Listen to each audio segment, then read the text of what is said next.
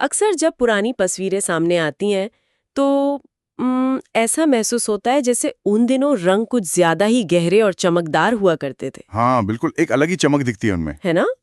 मतलब ऐसा लगता है जैसे बचपन में आसमान का नीलापन अधिक साफ था, सर्दियां ज्यादा आरामदायक थीं और दुनिया कुल मिलाकर एक कहीं बेहतर जगह थी। सही बात है, हर किसी को ऐसा ही लगता है। लेकिन यहाँ एक बहुत ही अजीब सवाल खड़ा होता है।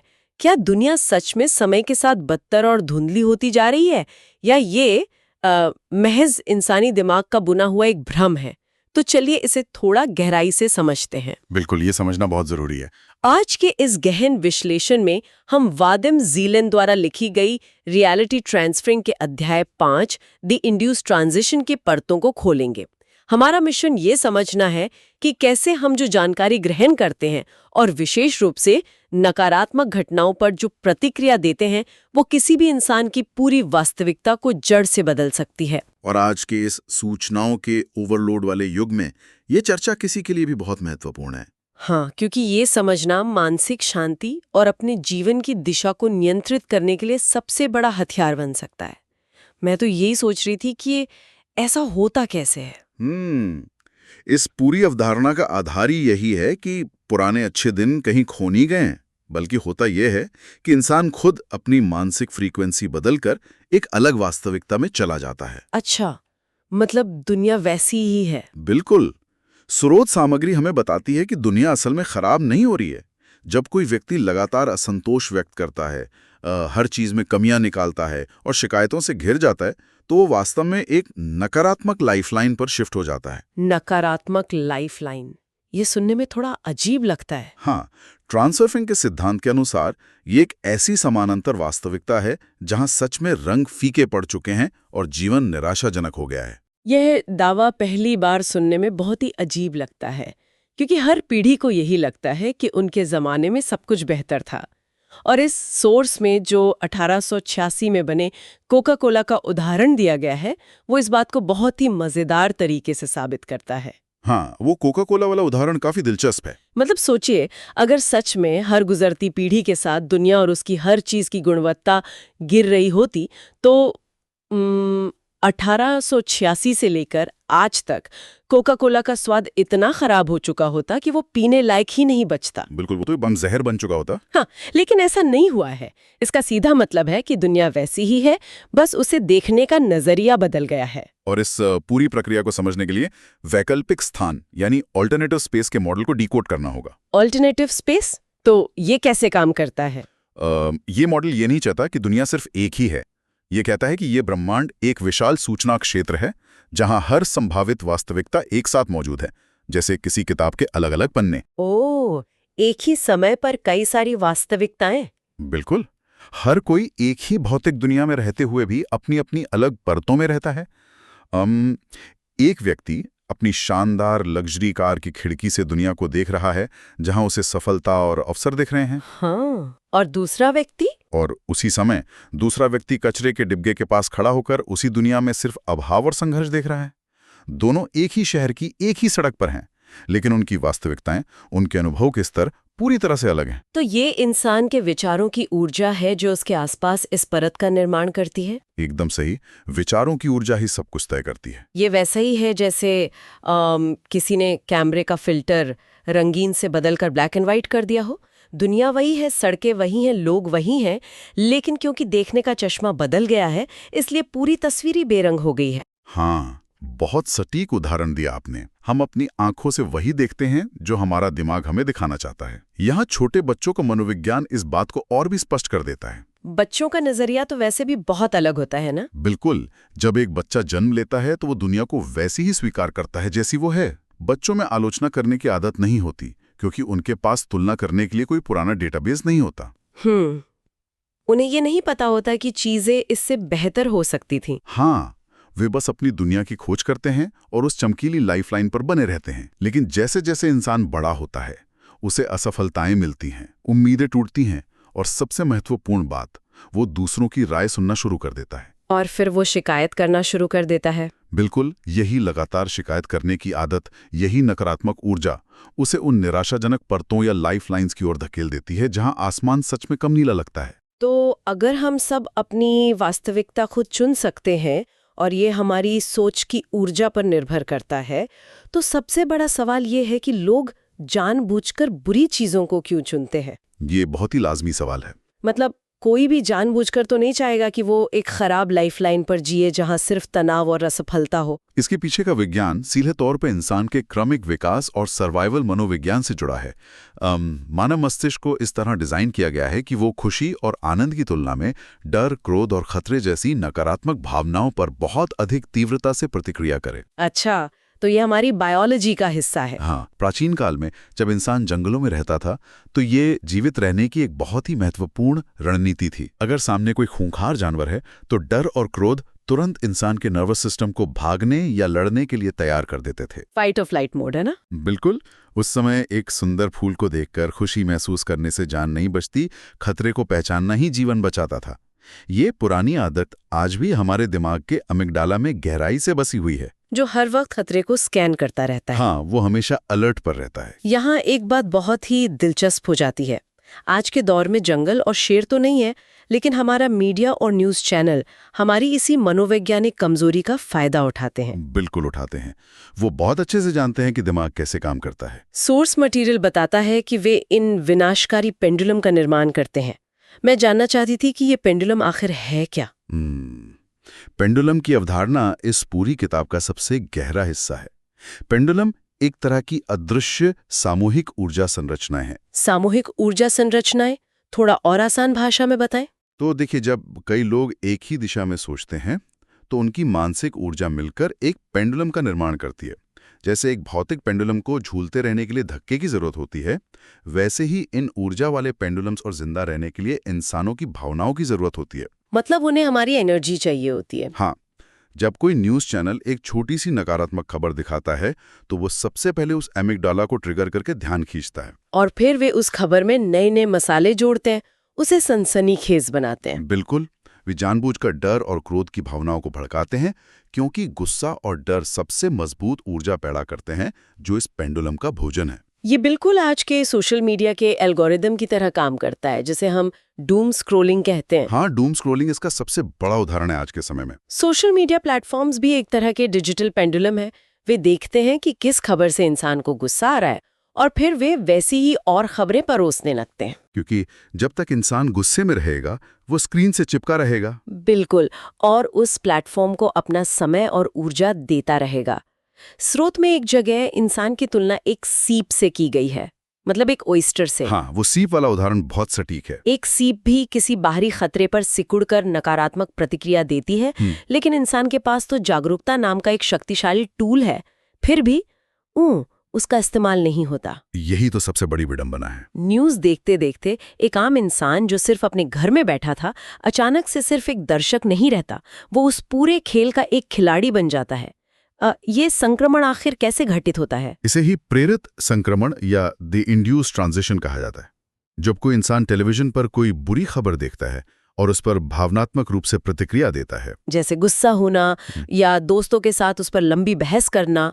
हाँ बिल्कुल, तो उस इंसान की सोच की ऊर्जा उस खबर वाले पेंडुलम की फ्रीक्वेंसी से पूरी तरह ट्यून हो जाती है, जैसे एक रेडियो को किसी खास स्टेशन पर सेट किया जाता है। ओहो, तो वो उस फ्रीक्वेंसी पे लॉक हो जाता है। हाँ, ये पेंडुलम एक भंवर की तरह है।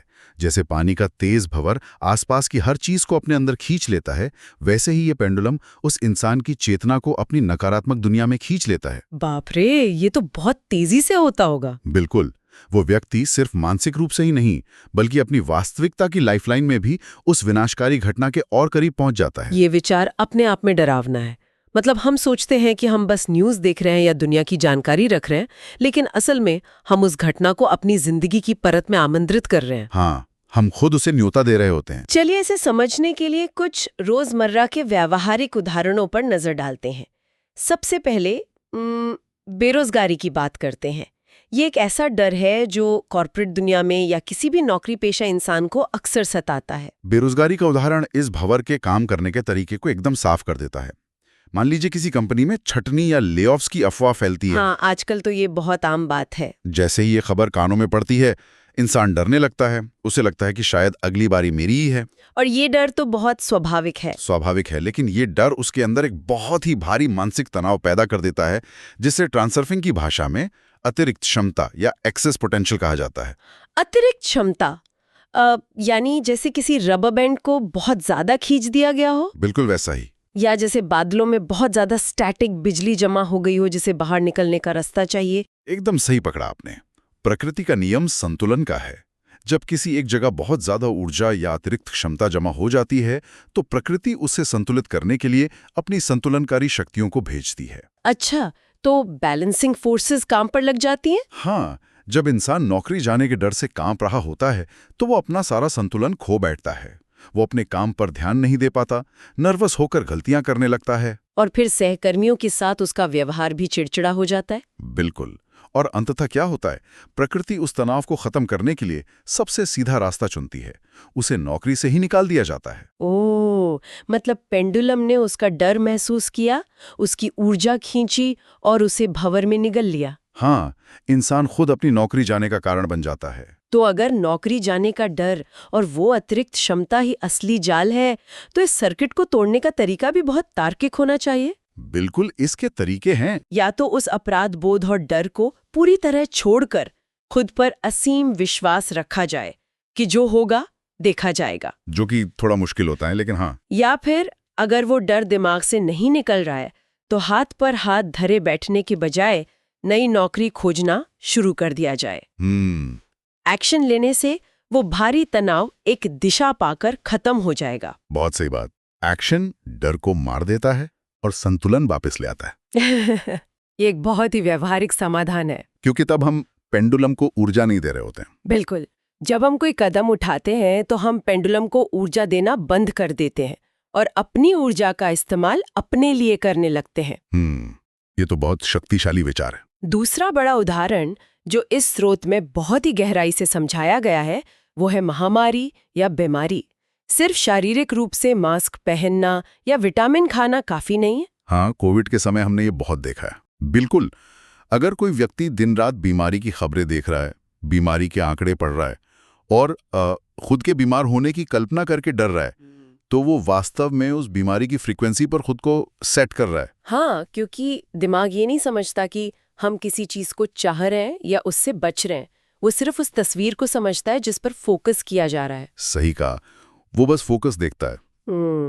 अगर मैं कहूँ कि गुलाबी हाथी के बारे में मत सोचिए, तो सबसे पहले दिमाग में गुलाबी हाथी ही आएगा। बिल्कुल, तुरंत वही छवि बनेगी। अगर सारा फोकस बीमारी से बचने पर है, तो इसका मतलब है कि पूरा ध्यान बीमारी पर ही केंद्रित है। यही कारण है कि पेंडुलम इतनी आसानी से शिकार करता है। और इसका तीसरा सबसे बड़ा और ज्वलंत उदाहरण है युद्ध। युद्ध का पेंडुलम तो बहुत विशाल होता होगा। बहुत ज्यादा। जब भी दुनिया में कोई युद्ध होता है तो समाज तुरंत दो हिस्सों में बढ़ जाता है। कुछ लोग युद्ध का कट्टर समर्थन करते हैं और कुछ लोग युद्ध का सड़कों पर उतरकर हिंसक विरोध करते हैं। हाँ, हमेशा दो पक्ष बन जाते हैं। लेकिन सोर्स के मुताबिक ये दोनों ही पक्ष अनजाने में उसी पेंडुलम की मदद कर रहे हैं, क्योंकि दोनों ही अपना भारी भावनात्मक निवेश और ऊर्जा उस युद्ध के पेंडुलम को दे रहे हैं। ये मधुमक्खियों के छत्ते वाले उदाहरण की तरह है। पेंडुलम लोगों से कहता है कि ये मधुमक्खियां खतरनाक हैं, इन्हें मारो। लोग डंडे लेकर मधुमक्खियों से लड़ने लगते हैं और पेंडुलम अपना काम कर जाता है। हाँ, क्योंकि पेंडुलम का असली मकसद लोगों को बचाना नहीं है। उसका मकसद उस लड़ाई और अफरा तफरी से पैदा होने वाली ऊर्जा यानी अपना शहद पाना है। बिल्कुल सही। पेंडुलम को सिर्फ ऊर्जा चाहिए, चाहे वो समर्थन की हो या विरोध की। लेकिन रुकिए, यहाँ एक बहुत बड़ा नैतिक सवाल खड़ा होता है। मैं सोच रही थी कि क्या बुरी घटनाओं को इस तरह पूरी तरह से नजरअंदाज करना स्वार्थ नहीं है? कई लोगों को ऐसा लगता है। मतलब अगर दुनिया में कहीं युद्ध हो रहा है, मासूम लोग मारे जा रहे हैं या कोई भयंकर एयरप्लेन क्रैश हुआ है और हम उसे बस नजरअंदाज कर दें और अपनी जिंदगी में मगन रहें, तो क्या ये समाज के प्रति असंवेदनशीलता नहीं कहलाएगी? ये सवाल बहुत ही स्वाभाविक है। क्या अन्याय के खिलाफ आवाज उठाना गलत है? यहाँ सबसे दिलचस्प बात यह है कि इस सिद्धांत का मतलब असंवेदनशील होना नहीं है। बचाव या मदद का मतलब पेंडुलम के बिछाए हुए जाल में फंसकर उससे लड़ना नहीं है। अच्छा, तो लड़ना नहीं है? नहीं, क्योंकि लड़ने का सीधा मतलब है उसी पेंडुलम को अपनी ऊर्जा सौंप देना। इसे समझने के लिए डॉक्टर और फ्लाइट अटेंडेंट का जो उदाहरण दिया गया है वो बहुत ही शानदार है। हाँ, वो एनालॉजी सच में इस पूरे कॉन्सेप्ट को साफ कर देती है। जरा सोचिए, एक डॉक्टर दिन भर भयंकर और संक्रामक बीमारियों वाले मरीजों के बीच रहता है। वो उस बीमारी के एकदम केंद्र में होता है, लेकिन वो हर दिन बीमार नहीं पड़ता। ये बात तो है। या एक फ्लाइट अटेंडेंट को देखिए, जब विमान में भारी टर्बुलेंस आता है, विमान झटके खा रहा होता है और सारे यात्री मौत के डर से घबरा रहे होते हैं, तब भी वो शांत रहती है, मुस्कुराती है और अपना काम करती है। ऐसा क्यों होता है? ऐसा इसलिए होता है क्योंकि डॉक्टर और फ्लाइट अटेंडेंट दोनों ही उस खतरनाक स्थिति में मौजूद हैं। वे समस्या से भाग नहीं रहे, लेकिन उनकी भूमिका बिल्कुल अलग है। ओहो, मतलब वे उस घटना की जगह पर हैं, लेकिन वे उस डर की फ्रीक्वेंसी पर नहीं हैं। बिल्कुल। डॉक्टर मरीज का इलाज करने की भूमिका में है, वो बीमारी से खौफ खाने की भूमिका में नहीं है। और फ्लाइट अटेंडेंट यात्रियों की सुरक्षा सुनिश्चित करने की भूमिका में है। वो खुद टर्ब्यूलेंस का शिकार होकर चीखने वाली यात्री नहीं है। सही बात। वे उस विनाशकारी पेंडुलम के भंवर का हिस्सा बने बिना बाहर रहकर एक अलग भूमिका निभाते हुए अपना काम करते हैं। ये बहुत ही सुरक्षित तरीका है स्थिति को संभालने का। और यही बात युद्ध और दूसरी आपदाओं पर भी लागू होती है। अगर दुनिया में शांति लानी है तो युद्ध का हिंसक विरोध करके पेंडुलम को खुराक देने के बजाय शांतिपूर्ण और रचनात्मक कार्यों का समर्थन करना चाहिए। अपनी ऊर्जा को क्या नहीं चाहिए के बजाय क्या चाहिए पर लगाना होगा। बिल्कुल, अपना पूरा फोकस रचनात्मकता पर रखना होगा। ये बहुत ही गहरी बात है। विरोध की ऊर्जा भी अंततः नकारात्मक ही होती है, जो उसी भंवर को और विशाल बनाती है।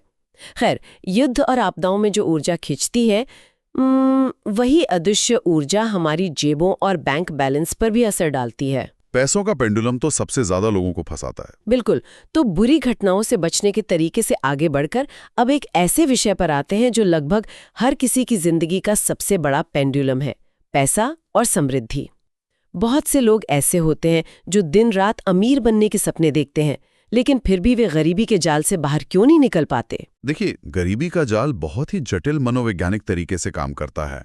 जो इंसान अपनी गरीबी से लगातार नफरत करता है और अमीरों से ईर्ष्या करता है, वो जीवन भर गरीब ही बना रहता है। ईर्ष्या करने से गरीब बने रहते हैं। हाँ, जब कोई किसी अमीर इंसान या महंगी चीजों को देखकर चलता है या ईर्ष्या महसूस करता है, तो वो वास्तव में अपने अवचेतन स्तर पर उस अमीरी का अवमूल्यन कर रहा होता है। अवमूल्यन मतलब वो खुद के ही दिमाग को ये समझा रहा होता है कि उसे वो चीज चाहिए ही नहीं। हाँ, क्योंकि ईर्ष्या के पीछे ये भावना छिपी होती है कि ये इंसान इस पैसे के लायक नहीं है, या अमीर लोग तो स्वार्थी और बुरे होते हैं। और हमारा अवचेतन मन ये सब सुन रहा होता है। बिल्कुल, हमारा अवचेतन मन बहुत ही सीधा होता है। जब वो ये सुनता है कि अमीरी बुरी है, तो वो इस बात को सच मान लेता है और उस इंसान को उस अमीरी से और भी दूर कर देता है, ताकि वो उस बुरी चीज से सुरक्षित रहे। एकदम सही। इसके अलावा एक और बहुत बड़ा मनोवैज्ञानिक अवरोध है जिसे कंफर्ट जोन कहा जाता है। अमीरी और बहुत सारा पैसा एक गरीब इंसान के कंफर्ट जोन का हिस्सा नहीं होते। कंफर्ट जोन, लेकिन गरीब होना किसे पसंद है? पसंद की बात नहीं है। इंसानी दिमाग हमेशा सुखद चीजों से ज्यादा अनुमानित चीजों को पसंद करता है, मतलब जो प्रिडिक्टेबल हों। गरीबी कष्टदायक हो सकती है, लेकिन वो उस इंसान के लिए जानी पहचानी और अनुमानित है। इसे समझने के लिए वो कुर्सी वाली एनालॉजी बहुत ही सटीक बैठती है जो स्रोत में दी गई थी। हाँ, वो उदाहरण बहुत अच्छा है। मान लीजिए किसी इंसान के पास एक बहुत पुरानी, टूटी हुई और भद्दी सी कुर्सी है जिस पर वो सालों से बैठता आ रहा है। अगर अचानक उसे एक बिल्कुल नई, शानदार और एर्गोनॉमिक डिजाइन वाली महंगी कुर्सी दे दी जाए, तो तार्किक रूप से नई कुर्सी हर मायने में ज्यादा बेहतर है। बिल्कुल, नई कुर्सी बेहतर ही होगी। लेकिन फिर भी कुछ ही दिनों में उसे वो पुरानी टूटी हुई कुर्सी ज्यादा आरामदायक लगने लगेगी, क्योंकि उसका शरीर उसके डिजाइन का, उसके हर गड्ढे का अभ्यस्त हो चुका होता है। ये उदाहरण इस मनोविज्ञान की सटीक तस्वीर पेश करता है। गरीबी भी उसी पुरानी टूटी कुर्सी की तरह है। इंसान को उसके हर कष्ट की आदत पड़ जाती है और फिर वो बदलाव से डरता है। हाँ, अगर एक गरीब इंसान को अचानक किसी लॉटरी में पैसों से भरा एक सूटकेस मिल भी जाए, तो वो अंदर से इतना असहज और असुरक्षित महसूस करेगा कि वो अवचेतन रूप से उन पैसों से छुटकारा पाना चाहेगा। सच में, वो पैसों से छुटकारा पाना चाहेगा। हाँ, वह बहुत जल्द ही उन पैसों को मूर्खतापूर्ण तरीकों से उड़ा देगा या किसी गलत निवेश में खो देगा। ऐसा इसलिए होता है क्योंकि उसकी मानसिक ऊर्जा की फ्रीक्वेंसी उस धन की फ्रीक्वेंसी से बिल्कुल मेल नहीं खाती। वह उस नई वास्तविकता में खुद को फिट ही नहीं कर पाता। तो इसका मतलब ये हुआ कि सिर्फ चाहने भर से कुछ नहीं होता। पूरी दुनिया पैसा चाहती है, लेकिन चाहत के पास कोई ताकत नहीं है। अगर हम इसे एक बड़ी तस्वीर से जोड़कर देखें तो चाहने और कदम उठाने के इरादे के बीच एक बहुत बड़ी और गहरी खाई है। चाहत और इरादे में क्या फर्क है? स्रोत में एक बहुत ही मजेदार उदाहरण दिया गया है। सर्दियों की रात में सोफे पर लेटकर स्ट्रॉबेरी खाने की चाहत रखना। इंसान सोच सकता है कि काश उसे स्ट्रॉबेरी मिल जाए। हाँ, काश कोई लाकर दे दे। लेकिन चाहने से हवा में स्ट्रॉबेरी पैदा नहीं हो जाएगी। चाहत में इतनी ताकत नहीं होती कि वो एक उंगली तक उठा सके। इसके लिए इरादे की शक्ति चाहिए। इरादे की शक्ति मतलब इंटेंशन? हाँ, इरादा मतलब ये अडिग विश्वास कि ये चीज मेरी है और इसे पाने के लिए जो कदम उठाने हैं, जो एक्शन लेना है वो लिया जाएगा, और वो भी बिना किसी अतिरिक्त क्षमता के, बिना किसी ईर्ष्या या डर के। तो इस सब का असल में क्या मतलब है? अगर हम इस पूरी लंबी और गहरी चर्चा को समेटें तो सबसे बड़ा संदेश क्या उभर कर आता है? आप ही बताइए, आपको क्या लगता है? मुझे तो यही समझ आ रहा है कि हम दिन भर जिन चीज़ों पर अपना ध्यान केंद्रित करते हैं और जिन चीज़ों पर भावनात्मक प्रतिक्रिया देते हैं, वही पल पल हमारा भविष्य तय कर रही हैं। बिल्कुल। इस पूरे विश्लेषण का सारांश यही है कि जब भी हम किसी बाहरी चीज पर नकारात्मक प्रतिक्रिया देते हैं, चाहे वो कोई भड़काऊ न्यूज़ देखकर आने वाला गुस्सा हो, हाँ, या भविष्य में नौकरी जाने की चिंता हो, या महज मौसम खराब होने की शिकायत हो, हम अनजाने में किसी न किसी विनाशकारी पेंडुलम के भंवर में फंस रहे होते हैं और अपनी ऊर्जा बर्बाद कर रहे होते हैं। बिल्कुल, हम अपनी उस बहुमूल्य जीवन ऊर्जा को हवा में उड़ा रहे होते हैं, जिसका इस्तेमाल हम अपनी खुद की वास्तविकता को बेहतर और सुंदर बनाने के लिए कर सकते थे। समाज में ज्यादातर लोग अपने आसपास की घटनाओं पर सिर्फ प्रतिक्रिया देते हुए एक नींद में चलने वाली अवस्था में अपना जीवन बिता रहे हैं। नींद में चलने वाली स्थिति मतलब एक ज़ॉम्बी की तरह। ये शब्द सुनने में थोड़ा कड़वा जरूर लगता है, लेकिन यही सच्चाई है। इंसान बस एक मशीन की तरह प्रतिक्रिया देता रहता है। हाँ, फोन पर एक मैसेज आया, तुरंत गुस्सा कर दिया। टीवी पर एक डिबेट देखी, पूरा दिन चिड़चिड़ेपन में निकाल दिया। इंसान को लगता है कि वो जागरूक है, वो दुनिया की खबर रख रहा है, लेकिन असल में वो गहरी नींद में सो रहा है और पेंडुलम उसका रिमोट कंट्रोल चला रहे हैं। और इस नींद से जागना ही एकमात्र उपाय है। अपनी जागरूकता को लगातार जगाए रखना होगा। मतलब हमेशा अवेयर रहना होगा। हाँ, जब भी मन में कोई शिकायत, गुस्सा या डर आए तो उसी पल खुद को याद दिलाना होगा कि ये एक पेंडुलम की चाल है जो सिर्फ ऊर्जा खींचना चाहता है। उसे नजरअंदाज करना, अपनी भूमिका को पहचानना और अपनी ऊर्जा को बचाकर सकारात्मक चीजों पर केंद्रित करना ही एक बेहतर लाइफलाइन पर जाने का इकलौता रास्ता है। ये एक ऐसा नजरिया है जो सच में दिमाग के कई बंद दरवाजे खोल देता है। ये एहसास कि हमारे जीवन की हर परत की चाबी हमारी अपनी ऊर्जा के पास है, बहुत ही शक्तिशाली है। बिल्कुल, ये जीवन बदल सकता है। लेकिन इस पूरी चर्चा के अंत में एक विचार ऐसा है जो इस थ्योरी को एक बिल्कुल नए और विशाल स्तर पर ले जाता है। अच्छा, वो क्या है? सोचिए, अगर किसी भी इंसान की व्यक्तिगत वास्तविकता सिर्फ उस परत का परिणाम है जिस पर वो अपना ध्यान केंद्रित करता है, और अगर लाखों करोड़ों लोग मिलकर एक ही नकारात्मक घटना या डल पर ध्यान दें, तो वो एक सामूहिक सच बन जाता है जिसे हम दुनिया कहते हैं। सामूहिक सच। तो क्या दुनिया का इतिहास भी अपने आप में सिर्फ एक बहुत बड़ा पेंडुलम है? क्या अतीत में जो कुछ भी हुआ, महामारियां, महायुद्ध, सभ्यताओं का पतन, क्या वो कोई स्थिर पत्थर पर लिखी हुई सच्चाई है? ये तो बहुत ही गहरा सवाल है। या वो भी सिर्फ सदियों से चले आ रहे करोड़ों लोगों की सामूहिक नकारात्मक ऊर्जा, उनके डर और उनके गुस्से द्वारा चुनी गई एक टाइमलाइन मात्र है? और अगर ये सच है, तो क्या होगा अगर आज एक ही पल में हम सब मिलकर इस सामूहिक नकारात्मक पेंडुलम के खेल को नकार दें? तो शायद सब कुछ बदल जाए। बिल्कुल। क्या हम इंसानियत का पूरा भविष्य, उसकी पूरी टाइमलाइन एक झटके में बदल सकते हैं? इस विचारोत्तेजक सवाल के साथ हम आज की इस गहरी चर्चा को यहीं विराम देते हैं। सोचने के लिए बहुत कुछ है। अपनी ऊर्जा को बचाकर रखिएगा। अगली बार एक नए और दिलचस्प विषय के साथ फिर गहराई में उतरेंगे।